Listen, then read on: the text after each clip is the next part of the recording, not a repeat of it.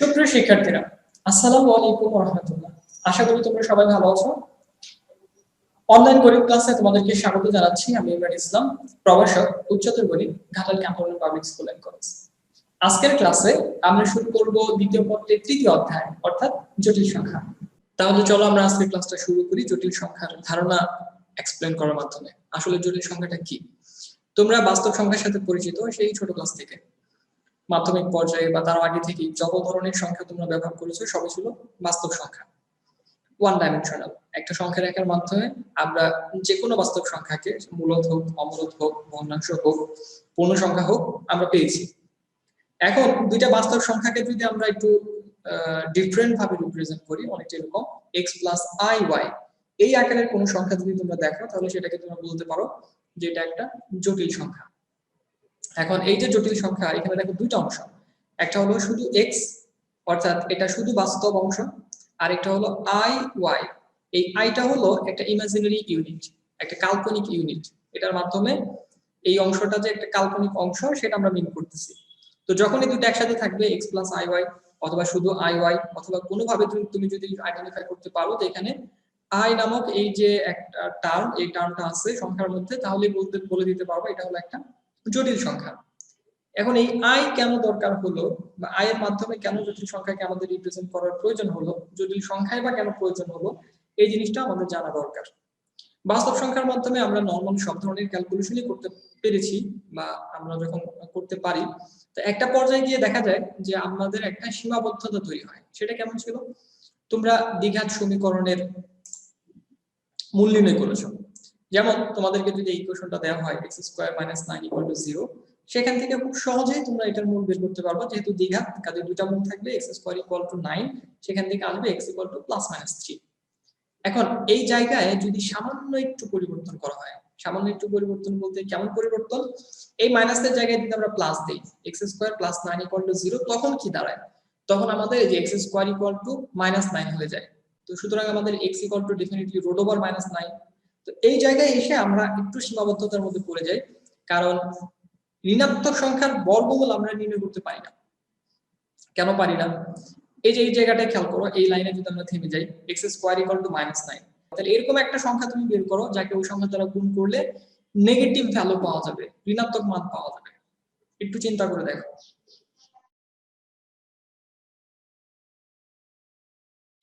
যদি তুমি দুইটা ধনাত্মক সংখ্যা বিবেচনা করো, তাদের গুণফল তো ধনাত্মক হয়, তো আমরা লেট ধরে নিলাম 3, তাহলে 3 কে 3 দ্বারা গুণ করলে 9। আবার যদি আমরা চিন্তা করি -3, তাহলে -3 কে -3 দ্বারা গুণ করলে সেটাও +9। ঋণাত্মক সংখ্যা কিন্তু পাওয়া যায় না। অ্যাকচুয়ালি বাস্তব সংখ্যার ক্ষেত্রে আমরা এই যে নেগেটিভ যে ভ্যালু থাকে, সেই ভ্যালুর স্কয়ার রুট বা বর্গমূল আমরা নির্ণয় করতে পারি না। তো তখন কি হলো? এটা তো একটা ভ্যালু আমাদের বের করতে হবে। তো আমাদের একজন ম্যাথমেটিশিয়ান ছিলেন পয়লার, উনি একটা সমাধান দিলেন। কি সমাধান দিলেন? এই যে রুট ওভার মাইনাস 9, এই মানটাকে বের করার জন্য, যেহেতু 9 একটা পূর্ণবর্গ সংখ্যা, এখানে অন্য কোনো সংখ্যা হলেও যদি এই মাইনাস চিহ্নটা না থাকে তাহলে আমরা একটা ভ্যালু বের করতে পারবো। তাহলে এই মাইনাসটাকে দূর করার জন্য উনি একটি স্কয়ার আইডেন্টিটি ডিনোট করলেন মাইনাসকে। এই -1 এর পরিবর্তে বা মাইনাসের পরিবর্তে উনি ধরলেন হলো আই স্কয়ার। তো তখন আমরা কি করতে পারতেছি? এই রুটের ভেতর থেকে আই স্কয়ারকে বের করে দিতে পারতেছি, সেটা হয়ে যাচ্ছে শুধু আই। এরপর আমাদের থাকবে হলো রুট ওভার 9, সেখান থেকে আমরা পাবো +-3।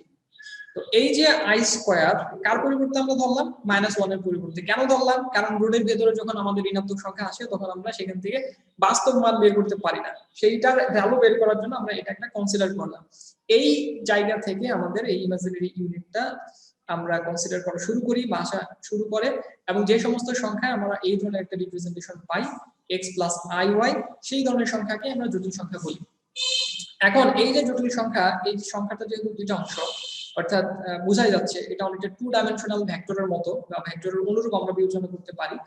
এখানে বাস্তব অংশটা যদি 0 হয়ে যায়, x এর মান যদি 0 হয়, তখন এটা পিউরলি ইমাজিনারি হয়, মানে একেবারেই হলো কাল্পনিক, যেখানে শুধুমাত্র কাল্পনিক ইউনিটটা থাকে, বাস্তব সেখানে বাস্তব অংশটা নাই। আবার এই y মানটা যদি 0 হয়ে যায়, তখন কিন্তু আমাদের একেবারে পিউরলি রিয়াল, অর্থাৎ শুধুমাত্র রিয়াল বললেই হবে, সেটা আমাদের রিয়াল নাম্বার বা বাস্তব সংখ্যা আমরা পেয়ে যাব। আচ্ছা, এখন বাস্তব সংখ্যাকে তো আমরা কি করি? একটা সংখ্যা রেখার মাধ্যমে খুব সুন্দরভাবে রিপ্রেজেন্ট করতে পারি। আমাদের দ্বিতীয় পত্রের প্রথম অধ্যায়ে ছিল, তোমাদের সংক্ষিপ্ত সিলেবাসে এটাকে এক্সক্লুড করা হয়েছে। তো সেখানে আমরা কি করছি, বাস্তব সংখ্যার বিভিন্ন প্রপার্টি বা বিভিন্ন বিষয়গুলো নিয়ে আলোচনা করেছি, বা সেখানে আমাদের বিস্তারিত ছিল। তো সেখানেও আমাদের সংখ্যা রেখার ধারণা ছিল, আগের ক্লাসে তোমরা পড়ে এসেছো। তো সংখ্যা রেখাতে আমাদের কি হয়, শূন্য থেকে পজিটিভ দিকে এবং নেগেটিভ দিকে অসীমে চলে যায়।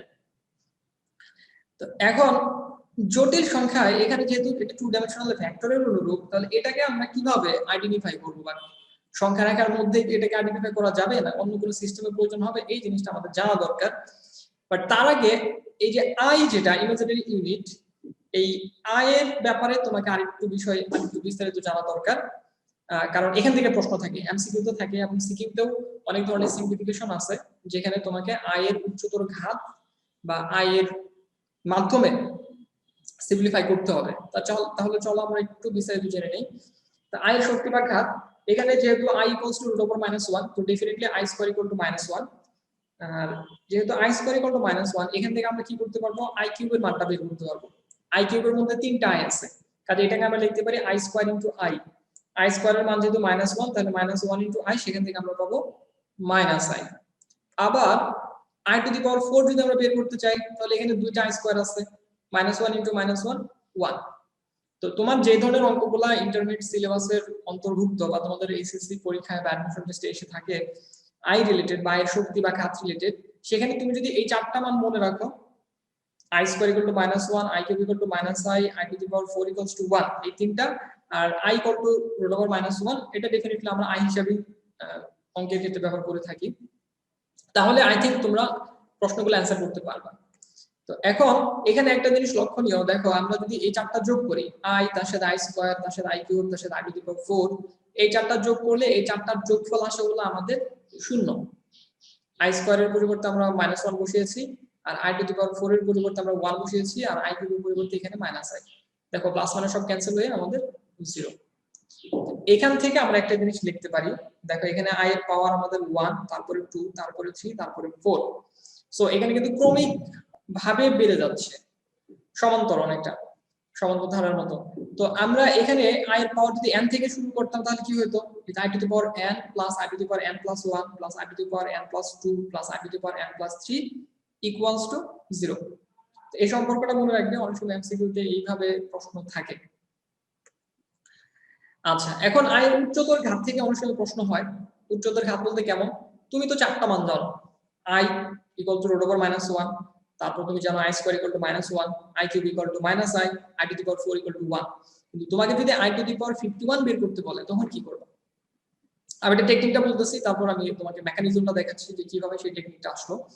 এখানে i টু দি পাওয়ার 51, এই যে পাওয়ার যেটা থাকবে, এটাকে তুমি 4 দ্বারা ভাগ করবে।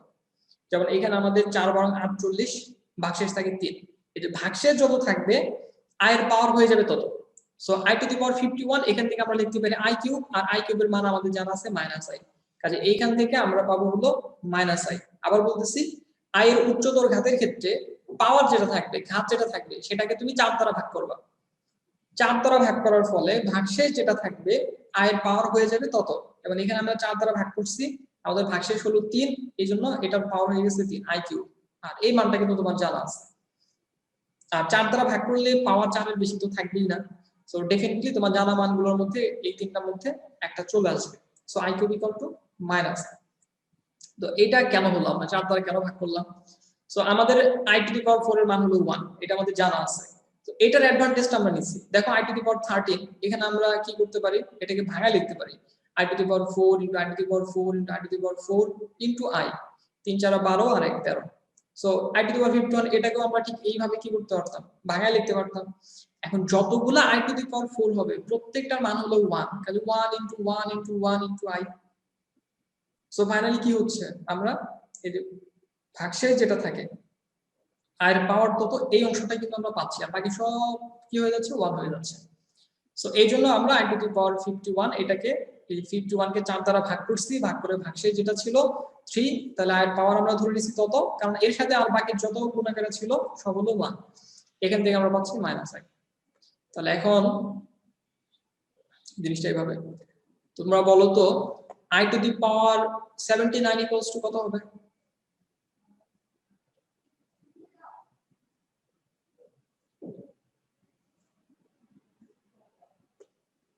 ওকে, এখন একইভাবে আরো কয়েকটা বিষয় তোমাদের মনে রাখতে হবে।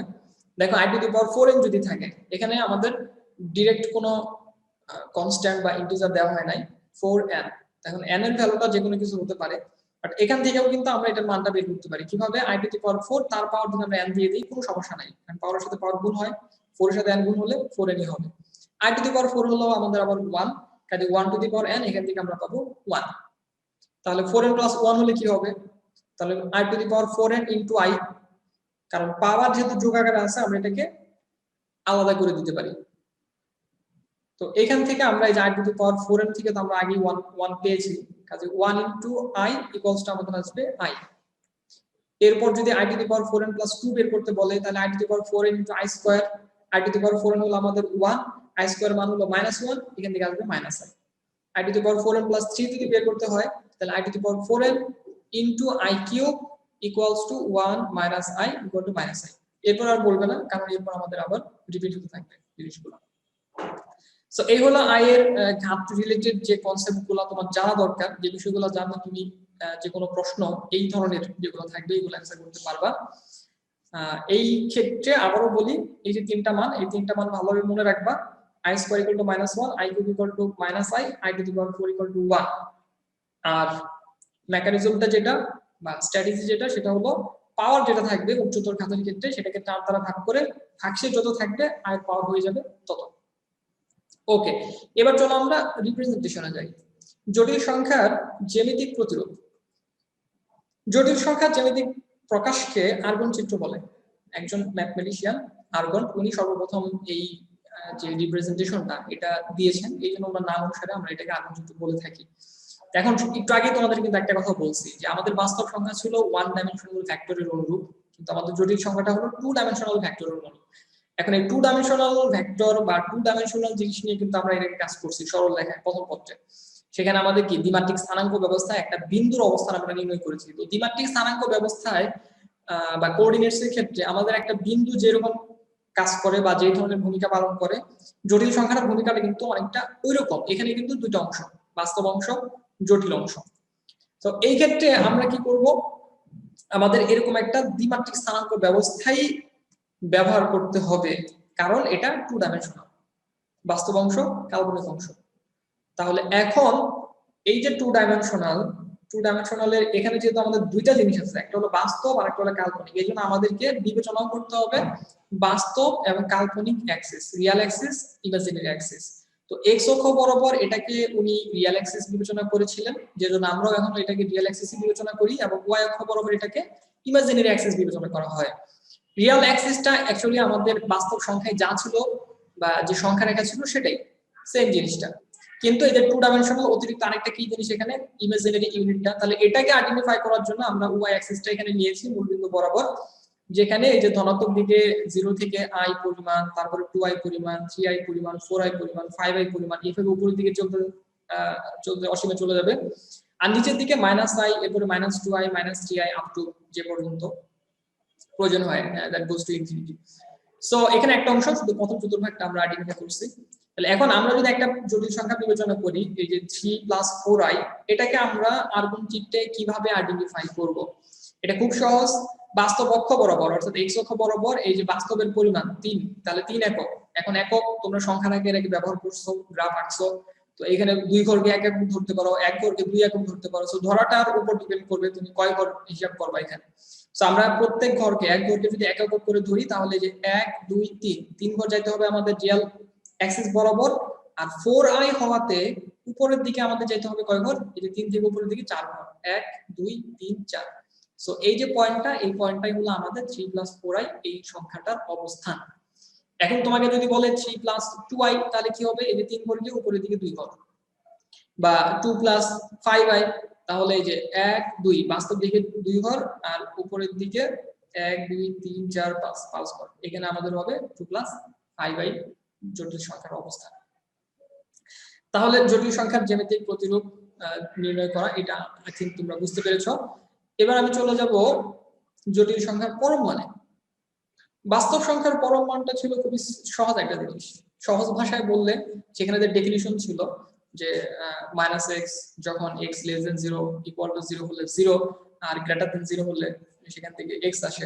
তো সেই কথাটার মূল কথা যেটা সেটা হলো বাস্তব সংখ্যার পরম মান যে কোনো সংখ্যাকে ধনাত্মক সংখ্যায় পরিণত করে। সেটা নেগেটিভ সংখ্যা হলে আমরা পজিটিভ সংখ্যা পাই, পজিটিভ সংখ্যা হলে তো পজিটিভ সংখ্যাই পাবো। কিন্তু জটিল সংখ্যার পরম মান কিন্তু ওই কনসেপ্ট থেকে একটু ডিফারেন্ট একটা জিনিস। জটিল সংখ্যার পরম মানটা হলো এই যে আমরা দ্বিমাত্রিক একটা সিস্টেম ব্যবহার করি জটিল সংখ্যার অবস্থানকে নির্ণয় করার জন্য, এই সিস্টেমের মূল বিন্দু থেকে উক্ত বিন্দু বা উক্ত যে সংখ্যাটা, এই সংখ্যার যে ডিসটেন্স, এইটা মিন করে হলো আমাদের জটিল সংখ্যার পরম মান। তার মানে জটিল সংখ্যার পরম মানটা হলো একটা ডিসটেন্স, আর ডিসটেন্স হওয়াতে এটা অলওয়েজ পজিটিভ একটা কোয়ান্টিটি, এখান থেকে নেগেটিভ কিছু আসার কোনো সম্ভাবনা নাই। সো এটা এমন একটা বর্গমূলীয় সংখ্যা, পজিটিভ কোয়ান্টিটি, যেটা মূল বিন্দু থেকে এই যে আর্গন চিত্রের মূল বিন্দু থেকে উক্ত সংখ্যার দূরত্বটা নির্দেশ করে। এখন এই যে দূরত্বটা নির্দেশ করতেছে, তাহলে এইটা আমরা এই যে মূল বিন্দু থেকে এই পর্যন্ত দূরত্বটা কিভাবে পাবো? এটা খুব সহজ। এখান থেকে যদি আমরা একটা লম্ব টানতাম, আমি তোমাদেরকে চিত্র এঁকে দেখাই। ধরো এখান থেকে যদি আমরা একটা লম্ব টানি,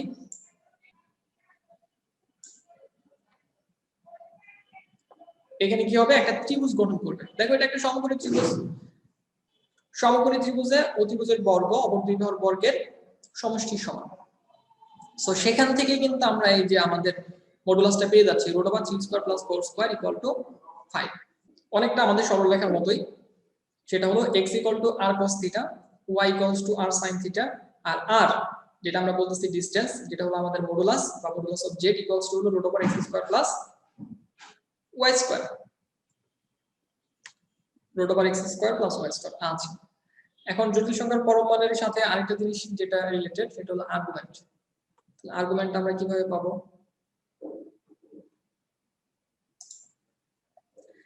তো আর্গুমেন্টটা আমরা থিটা দ্বারা যদি প্রকাশ করি, তাহলে theta = tan inverse y/x। I think এটাও তোমাদের কাছে নতুন না, পরিচিত। তোমরা সরলরেখাতে আর্গুমেন্ট বের করছো দ্বিমাত্রিক স্থানাঙ্ক ব্যবস্থায়, সেম অনেকটা সেম কনসেপ্টই বলতে পারো।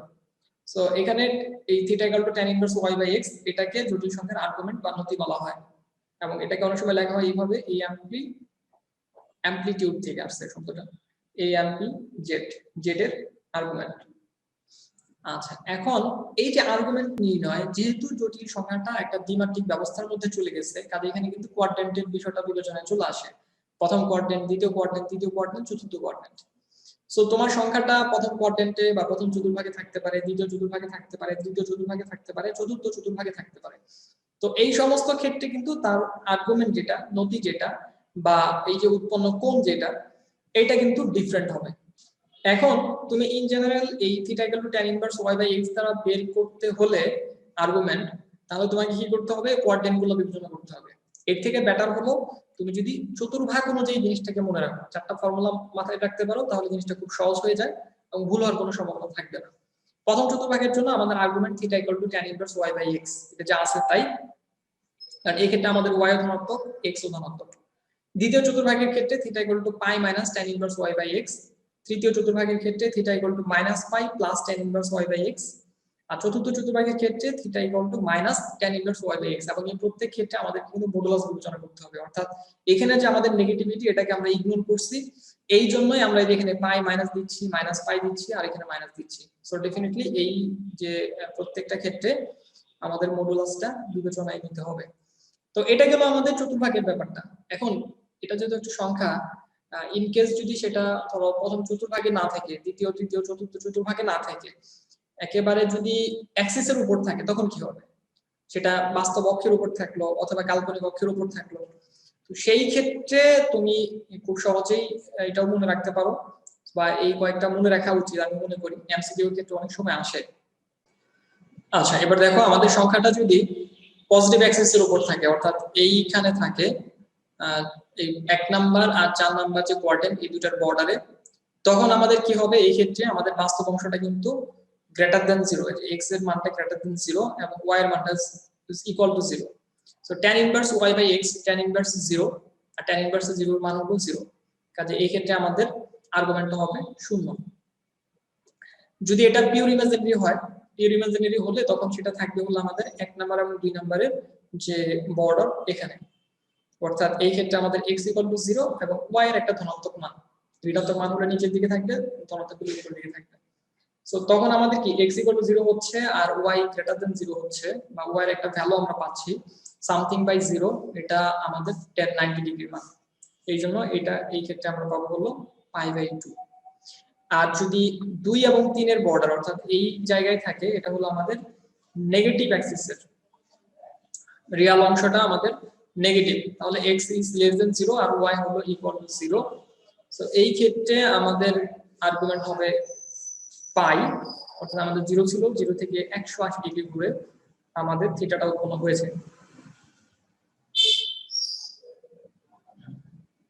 আর 3 নাম্বার ও 4 নাম্বারের বর্ডারে যদি থাকে, এখানে যদি থাকে, তাহলে এটাকে আমরা বলবো পিওর ইমাজিনারি, যে ক্ষেত্রে আমাদের x = 0 আর y less than 0। এই ক্ষেত্রে দেখো এই যে আমাদের 90 ডিগ্রি ছিল যখন আমাদের উপরের অংশে ছিলাম, এখানে ছিলাম, তাহলে এখান থেকে জাস্ট তার অপোজিটে, সেটা হয়ে যাচ্ছে আমাদের -π/2। আর মূল বিন্দুতে আমরা কোনো আর্গুমেন্ট বের করতে পারবো না, এটা আনডিফাইন্ড। সো আর্গুমেন্টের ঝামেলাটা আই থিংক তোমাদের আর হওয়ার কথা না। প্রথমত 4টা ফর্মুলা মনে রাখবা, যে কোন চতুর্ভাগে থাকলে আর্গুমেন্টটা নির্ণয় করার ক্ষেত্রে কোন ফর্মুলা ব্যবহার করতে হবে, আর এই 4টা ভ্যালু মাথায় রাখতে হবে, যে কোন অ্যাক্সিসের উপর যদি থাকে, কোন অ্যাক্সিসের উপর যদি থাকে তাহলে সেই ক্ষেত্রে তার আর্গুমেন্ট কি হবে। ওকে, এবার চলো আমরা দেখি জটিল সংখ্যার পোলার আকার বলতে কি বোঝায়। কোন একটা জটিল সংখ্যায় x এর পরিবর্তে x এর পোলার ভ্যালু যেটা তোমরা সরলরেখাতে পড়ছো অনেকটা ওরকমই, এবং y এর পরিবর্তে y এর পোলার মানটা যদি আমরা দেই, অর্থাৎ x = এটা তো কার্টেসিয়ান একটা কোঅর্ডিনেট। সো এখান থেকে যদি আমরা পোলারের ভ্যালুটা বসাই, এটা হলো r cos θ, এবং y এর পরিবর্তে r sin θ, তাহলে যা পাবো সেটাই হলো জটিল সংখ্যার পোলার আকার। আর কমন নিলে cos θ + i sin θ। এখন এই cos θ + i sin θ এটার একটা সংক্ষিপ্ত রূপ আছে e⁻i θ, কাজে সেটা যদি আমরা আবার বসাই দিই তাহলে z = r e⁻i θ। এটা হলো আমাদের জটিল সংখ্যার পোলার আকার। এখানে r হলো আমাদের মডুলাস আর θ হলো আমাদের আর্গুমেন্ট। আর এখানে যদি আমরা মাইনাস দেই, এই যে cos θ - i sin θ, তাহলে সেটা হবে r e⁻i θ। এটা তোমরা মাথায় রেখো, এমসিকিউ তে অনেক সময় এই ধরনের প্রশ্ন থাকে। ওকে, এরপর আরেকটা জিনিস মাথায় রাখবা, সেটা হলো অনুবন্ধী জটিল সংখ্যা। কোন একটা জটিল সংখ্যা আর তার অনুবন্ধী জটিল সংখ্যার মধ্যে সম্পর্কটা, এটা অনেকটা মূল বিন্দুর সাথে 90 ডিগ্রি কোণ উৎপন্ন করে দুইটা পরস্পর। জ্যামিতিক রিপ্রেজেন্টেশনে যদি না যাই, সিম্পলি যদি তোমাদেরকে বলি, তাহলে দেখো এটা আমাদের যদি x + iy হয় একটা জটিল সংখ্যা, তাহলে এটার অনুবন্ধী জটিল সংখ্যা হবে, তুমি জাস্ট এখানে ইমাজিনারি ইউনিটটা দেখবা কোথায় আছে, প্রথমে থাকুক পরে থাকুক, তার চিহ্নটাকে চেঞ্জ করে দিবা, অল্টারনেট করে দিবা। এটা যদি প্লাস থাকে মাইনাস করে দিবা, মাইনাস থেকে প্লাস করে দিবা, সেটাই হবে তার অনুবন্ধী জটিল সংখ্যা। সো এখানে আমাদের x + iy, এটার অনুবন্ধী হলো x - iy। জটিল সংখ্যার যোগ বিয়োগ গুণ ভাগ, আমরা বাস্তব সংখ্যার যোগ বিয়োগ গুণ ভাগ যেমন করি, জটিল সংখ্যার ক্ষেত্রে আমাদের যোগ বিয়োগ গুণ ভাগের বিষয়টা আসে। তো এখানে কয়েকটা বিষয়, এক হলো আমরা কিভাবে যোগ বিয়োগ গুণ ভাগ করব, আর এই যোগ বিয়োগ গুণ ভাগের মাধ্যমে আমরা কি শুধু জটিল সংখ্যাই পাবো না বাস্তব সংখ্যাও পাবো, এই কয়েকটা বিষয় খুব ক্লিয়ারলি স্পষ্ট ধারণা তোমাকে রাখতে হবে। প্রথমত, পরস্পর অনুবন্ধী নয় এরকম দুইটা জটিল সংখ্যা যদি আমরা যোগ বিয়োগ বা গুণ করি, তাহলে আরেকটা জটিল সংখ্যাই পাওয়া যাবে। অনুবন্ধী হলে কি হবে চেক করে দেখো, একটা সংখ্যা নাও, যেমন 3 + 4i, এটার অনুবন্ধী নাও 3 - 4i, এরপর যোগ করবা, বিয়োগ করবা এবং গুণ করবা, এটা তোমার বাড়ির কাছে থাকবে। বাট আমি বলে দিচ্ছি কিভাবে আমরা যোগ বিয়োগ গুণ করব। আচ্ছা, এখন এই যে দুইটা জটিল সংখ্যা যদি আমরা বিবেচনা করি 3 + 4i এবং 5 + 3i, তাহলে এটা যোগ করার ক্ষেত্রে এই যে এটা যোগ, এটা লিখলাম, দেখো এখানে বাস্তব অংশের সাথে বাস্তব অংশ যোগ করব, কাল্পনিক অংশের সাথে কাল্পনিক অংশটা যোগ করব। এই যে 3 এর সাথে 5 যোগ হবে, 4 এর সাথে 4i এর সাথে 3i যোগ হবে, যা আসবে দেখো একটা জটিল সংখ্যা আসতেছে, এটা হলো আমাদের যোগফল। তো খুব সিম্পল। বিয়োগের ক্ষেত্রেও এখানে ডিফারেন্ট কিছু না, একই। এখানে মাইনাস হইলে আমাদের এই চিহ্নটাও মাইনাস হয়ে যাবে। সো এখন এই যে 3 থেকে 5 বিয়োগ হবে, 4i থেকে 3i বিয়োগ হবে, 4টা থেকে 3টা চলে যাবে, জাস্ট সিম্পল। সো 3 থেকে 5 গেলে এখানে -2, আর 4i থেকে 3i গেলে আমাদের শুধু i।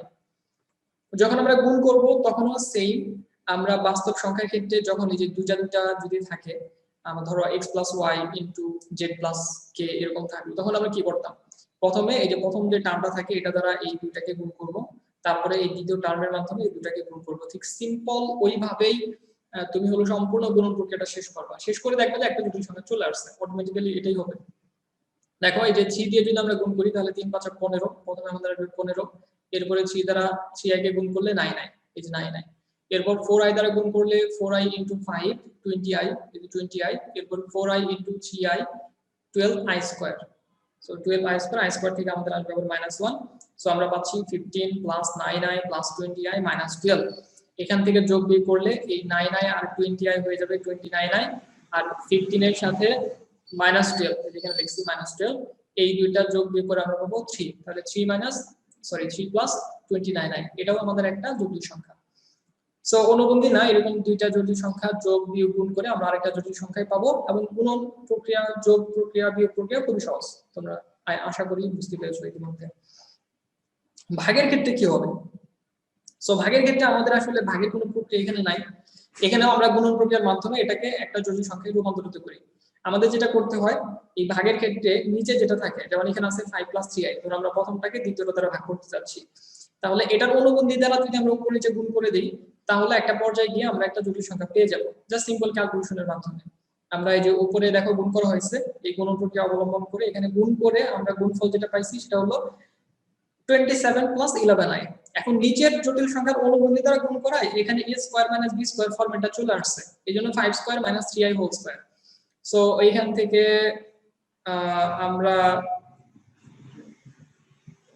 এখানে আসার কথা হলো আমাদের 25 মাইনাস 9i স্কয়ার, এটা লিখতে একটু ভুল হয়েছে, এটা হবে 9i স্কয়ার।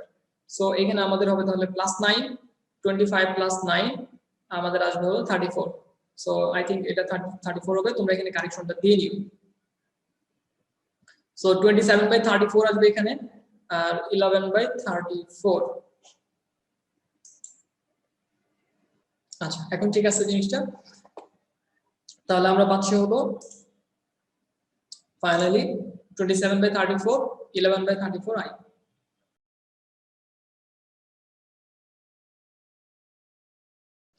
একটা জটিল সংখ্যার সিম্পল কিছু বৈশিষ্ট্য তোমাকে মনে রাখতে হবে বা জানতে হবে। এর মধ্যে একটা হলো x প্লাস iy যদি 0 হয়, তাহলে তুমি বুঝতে পারবা এখানে x এর মানও 0, y এর মানও 0, আদারওয়াইজ এটা সম্ভব না। অর্থাৎ এখানে দেখো দুইটা আলাদা অংশ, একটা বাস্তব অংশ আর একটা কাল্পনিক অংশ, তাহলে দুইটার যোগফল যদি শূন্য হয়, তাহলে অবশ্যই পৃথক পৃথক ভাবে তারা উভয়ই শূন্য। 2 নম্বর হলো x plus iy equal to যদি a প্লাস ib হয়, তাহলে x ইকুয়াল টু a আর y ইকুয়াল টু b, এই প্রপার্টিটা আমরা ব্যবহার করব কয়েকটা অঙ্কে। সো এখানে খুব সিম্পলি মনে রাখবা যে বাস্তব সংখ্যার ক্ষেত্রে 7 ইকুয়াল টু 7 হবে, 8 ইকুয়ালস টু 8 হবে, 9 ইকুয়ালস টু 9 হবে, 9 ইকুয়ালস টু আমরা 10 লিখতে পারবো না। সো একইভাবে এখানে যে জটিল সংখ্যা এই যে x plus iy equal two, তাহলে আমাদের x প্লাস iy হওয়ার কথা, অন্য একটা জটিল সংখ্যা সমান কিন্তু সে হবে না। তার মানে কি দাঁড়াচ্ছে? তার মানে দাঁড়াচ্ছে এই পাশের এই যে লেফট সাইডের বাস্তব অংশ আর রাইট সাইডের বাস্তব অংশ সমান, লেফট সাইডের কাল্পনিক অংশ রাইট সাইডের কাল্পনিক অংশ সমান। So x equal to a আর y equals to b। 3 number হলো দুটি অনুবন্ধী জটিল সংখ্যার যোগফল এবং গুণফল উভয়ই হলো বাস্তব সংখ্যা। এই জন্যই এর আগে তোমাদের যখন গুণন প্রক্রিয়া যোগ বিয়োগ এক্সপ্লেন করলাম, তখন ওই কথাটা বলছি যে অনুবন্ধী নয় এরকম। সো অনুবন্ধী যদি থাকে সেক্ষেত্রে আমাদের যখন আমরা যোগ করি তখন সেটা কি হয়ে যায়, পিওর বাস্তব সংখ্যা হয়ে যায়। আবার যখন আমরা বিয়োগ করি তখন সেটা পিওরলি ইমাজিনারি হয়ে যায়। আর গুণনের ক্ষেত্রে সেটা বাস্তব সংখ্যা চলে আসে। আচ্ছা, প্রত্যেক অশূন্য জটিল সংখ্যার গৌণিক বিপরীতক একটি জটিল সংখ্যা। এমসিকিউ এর জন্য এটা তোমরা মনে রাখবা। z যদি একটা জটিল সংখ্যা হয় এবং n কোনো পূর্ণ সংখ্যা হয়, তাহলে z two the power n ও একটা জটিল সংখ্যা হবে। অর্থাৎ সেটাকে তুমি স্কয়ার করো, কিউব করো, পাওয়ার 4 নাও, পাওয়ার 10 নাও, যাই নাও, সেটা একটা জটিল সংখ্যাই হবে।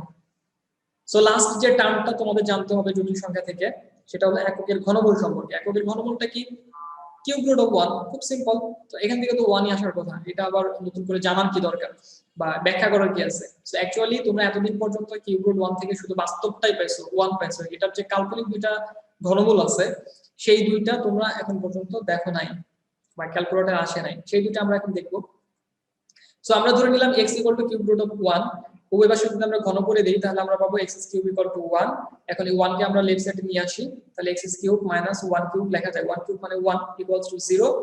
সো এখানে a কিউব মাইনাস b কিউবের ফর্মুলা যদি আমরা ফেলি, তাহলে a minus b into a square plus ab plus b square equal to 0। So my dear students, এখান থেকে আমরা কি করতে পারি, এই যে x মাইনাস 1 ইকুয়াল টু 0 অথবা x square plus x plus 1 equal to 0। এখন এই x মাইনাস 1 ইকুয়াল টু 0, এখান থেকে আমরা পাবো x ইকুয়াল টু 1। এটা আমাদের একমাত্র বাস্তব মূল এই এককের ঘনমূলের, বাকি দুটো কাল্পনিক। তাহলে বাকি দুটো কই থেকে পাবো? যে x square plus x plus 1 equal to 0, এখান থেকে। তাহলে এটা আমরা লিখলাম x square plus x plus 1 equal to 0। So এইটা দেখো আমরা মিডল টার্ম করতে পারতেছি না, মিডল টার্ম হবে না x স্কয়ার প্লাস x যেহেতু। মিডল টার্ম যখন না হয় তখন আমরা কি করি, আমরা দ্বিঘাত সমীকরণের মূল নির্ণয়ের যে formula x equal to minus b plus minus root over b square minus 4ac divided by 2a সেটা ব্যবহার করি। এখানে আমাদের x স্কয়ারের সহগ 1, x এর সহগ 1 এবং ধ্রুবক 1, কাজে আমাদের ফর্মুলা হবে মাইনাস b মানে minus 1 plus minus root over 1 square minus 4 into 1 into 1 divided by 2 into 1। So এখানে ক্যালকুলেশন করে আমরা পাবো x equal to -1 plus minus root over -3 divided by 2। এখানে আমরা যদি প্লাস বিবেচনা করি তাহলে একটা মূল হবে, আর মাইনাস বিবেচনা করলে আরেকটা মূল হবে। তো আমরা এই যে এই -1 প্লাস রুট ওভার -1/2 এটাকে আমরা ধরি ওমেগা, আর এই -1 minus root over -3 divided by 2 এটাকে ধরি আমরা ওমেগা স্কয়ার। এটা জাস্ট নোটেশন আমরা ডিনোট করছি। তো এটাকে ওমেগা ধরলে এটাকে ওমেগা স্কয়ার কেন ধরতে হবে, তার কারণ হলো এইটাকে যদি আমরা বর্গ করি তাহলে আমরা এটা পাই। যেহেতু এটাকে বর্গ করে এটা পাওয়া যায়, এই জন্য একটাকে ওমেগা ধরলে আরেকটা ওমেগা স্কয়ার ধরা হয়েছে। তো এই যে তিনটা এককের ঘনমূল, একটা 1 আরেকটা ওমেগা আরেকটা ওমেগা স্কয়ার, এই মানগুলো তোমাকে মনে রাখতে হবে, এই প্রক্রিয়াটাও মনে রাখতে হবে, কারণ অনেক সময় প্রশ্ন আসে 2 মার্কের যে তোমাদের জ্ঞানমূলক প্রশ্ন সেখানে আসে যে এককের ঘনমূলগুলো নির্ণয় করো। সো এটা একটা কোশ্চেনের অ্যানসার হিসেবে তোমাকে লিখতে হতে পারে। আচ্ছা, এখন এই যে বৈশিষ্ট্যগুলোর মধ্যে এক নাম্বার, এককের ঘনমূল তিনটার যোগফল 0, 1 plus omega square equal to 0। এটা ভালোভাবে মাথায় রাখবা, আমাদের অঙ্ক করার জন্য এই বৈশিষ্ট্যটা আমাদের দরকার হবে। সো এটা তুমি যদি দেখো এই তিনটাকে যদি যোগ করো সিম্পলি এটা 0 চলে আসবে। সো এখানে আর এক্সপ্লেইন করার কিছু নাই, তুমি লসাগু করবা, লসাগু করে যোগ বিয়োগ করে দেখবা 0। 2 নাম্বার যে বৈশিষ্ট্যটা মনে রাখবা সেটা হলো এককের জটিল ঘনমূল দুটির গুণফল 1। তাহলে জটিল ঘনমূল দুইটা কোনটা, একটা ওমেগা আর একটা ওমেগা স্কয়ার। সো এই যে এই দুইটা মান আমরা বসাইছি, এই দুইটা তুমি যদি গুণ করো, গুণ করলেও এই যে 4/4 1 চলে আসে। আর আরেকটা বৈশিষ্ট্য ওটা দরকার নাই, অলরেডি তুমি জানো, মানে এক্সপ্লেইন করা দরকার নাই। এই যে ওমেগা আর একটা হলো ওমেগা স্কয়ার। সো এককের জটিল ঘনমূলগুলো একটা আরেকটা বর্গ। তাহলে প্রিয় শিক্ষার্থীরা, এই ছিল আমাদের জটিল সংখ্যার যে কনসেপ্টগুলা। আই থিংক এই কনসেপ্টগুলো যদি তোমাদের ভালোভাবে মাথায় থাকে, তোমরা ইনশাআল্লাহ জটিল সংখ্যার যে অঙ্কগুলো খুব সহজে করতে পারবা। শুধু একটা জিনিস এক্সপ্লেন করা হয় না, সেটা হলো জটিল সংখ্যার বর্গমূল নির্ণয়। এটা অঙ্ক যখন করব তখন ইনশাআল্লাহ বিস্তারিত বলে দেব। আমরা দুই ধরনের টেকনিক ব্যবহার করে সাধারণত বর্গমূল নির্ণয়ের অঙ্কগুলো করে থাকি। তাহলে আজকের ক্লাসে এই পর্যন্তই, পরবর্তী ক্লাসে আবারও দেখা হবে ইনশাআল্লাহ। আমরা জটিল সংখ্যার অঙ্কগুলো অনুশীলনী সলভ করব রূপতী প্রকাশনীর বইটি 1 নাম্বার থেকে শুরু করে একেবারে শেষ পর্যন্ত প্রত্যেকটা অঙ্ক ধারাবাহিকভাবে তোমাদের সমাধান করে দেওয়া হবে ইনশাআল্লাহ। সো তোমরা যদি এই চ্যানেলে এখনো কেউ সাবস্ক্রাইব না করে থাকো, যারা ভিডিওটা দেখতেছো বা ক্লাসটা যারা করেছো, তোমরা সাবস্ক্রাইব করে রাখো যাতে পরবর্তী ক্লাসগুলো তোমরা নোটিফাইড হতে পারো। তোমরা সবাই ভালো থাকো, সুস্থ থাকো, তোমাদের জন্য শুভকামনায়। আল্লাহ হাফেজ।